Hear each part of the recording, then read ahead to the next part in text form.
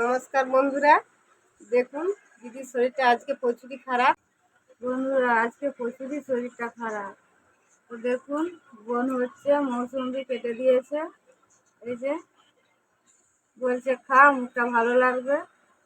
আর হচ্ছে এই যে দেখুন, এখানে সব রকম সবজি কেটেছে, লাউ ডাঁটা, বেগুন, কাঁচকলা আর পেঁপে। আর আমাকে তো এখন ডাক্তার রিচ রান্না খেতে বারণ করেছে, তার জন্য সিদ্ধ ঝোল করবে।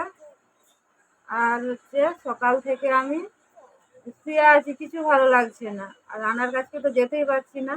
আর আমার এই যে বোন, কদিন আমাদের বাড়িতে রয়েছে ওরা, আর বোনই রান্না বান্না সব কিছুই করছে। তো বন্ধুরা, আপনারা একটু ভগবানের কাছে প্রার্থনা করুন, আপনারা একটু আশীর্বাদ করুন, আমি যাতে তাড়াতাড়ি সুস্থ হয়ে যেতে পারি। আর আপনারাও ভালো থাকবেন, সুস্থ থাকবেন, আমিও ভগবানের কাছে প্রার্থনা করছি।